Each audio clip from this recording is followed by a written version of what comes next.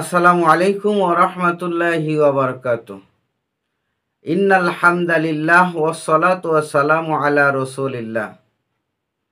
প্রিয় দর্শক শ্রোতা, আমরা যে নামাজ আদায় করি, প্রত্যেকটা নামাজকে দুইটা অংশে ভাগ করা হয়েছে।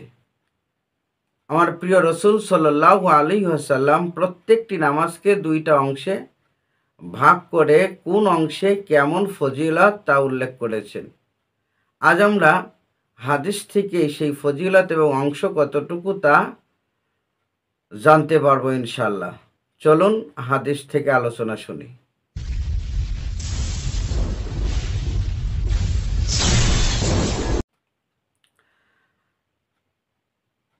আন ইবনে উমার রাদিয়াল্লাহু তাআলা আনহু, হযরতে আব্দুল্লাহ ইবনে ওমর রাদিয়াল্লাহু তাআলা আনহু থেকে হাদিসখানা বর্ণনা করা হয়েছে।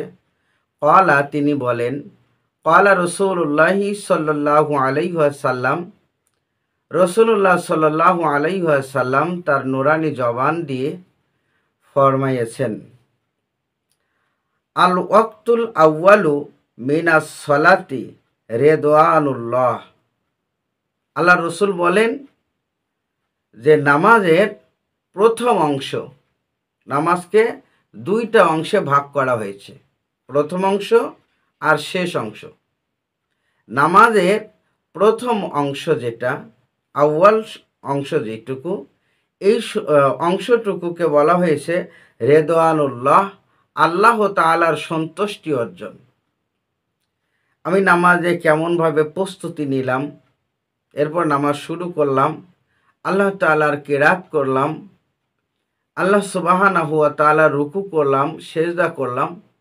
এই যে নামাজের প্রথম অংশটুকু রয়েছে, এই প্রথম অংশটুকুকে বলা হয়েছে আল্লাহ তাআলার সন্তুষ্টি অর্জন করা। কারণ একজন লোকের কাছ থেকে বা যে কোনো ব্যক্তির কাছ থেকে যদি আমরা কিছু নিতে চাই, অবশ্যই তাকে আগে খুশি রাখতে হবে। যদি তার মন খারাপ থাকে, ওই মুহূর্তে কিছু চাইলে তো সে দিবে না। এই জন্য নামাজের দুইটা অংশকে ভাগ করা হয়েছে। প্রথম অংশ হলো আল্লাহ সুবহানাহু ওয়া তাআলার রাজি খুশি করা, সন্তুষ্টি অর্জনের অংশ। এরপরে আল্লাহ রসুল বলেন, আল ওয়াক্তুল আখিরু আফউল্লাহ। আল ওয়াক্তুল আখিরু, শেষ অংশ, নামাজের শেষ অংশ হলো আফউল্লাহ, আল্লাহ তাআলার কাছে গুনাহ মাফের অংশ, ক্ষমার অংশ। তাহলে আমরা আজকে জানতে পারলাম নামাজের দুইটা অংশ। প্রথম অংশ হলো আল্লাহকে রাজি খুশি করানো, আল্লাহর সন্তুষ্টি অর্জন করা। আর দ্বিতীয় অংশ হলো আল্লাহ সুবহানাহু ওয়া তাআলার নিকট থেকে আমাদের জীবনের যত পাপ আছে, যত অপরাধ আছে, যত গুনাহ আছে, সব কিছুকে মাফ করায় নেওয়ার অংশ। এই জন্য শেষ অংশে আল্লাহ সুবহানাহু ওয়া তাআলার কাছে বারবার দোয়ার কথা আছে। আমরা দেখেন নামাজে যখন আত্তাহিয়াতু পড়ি, অর্থাৎ তাশাহুদ পড়ি, এখানেও দোয়া আছে।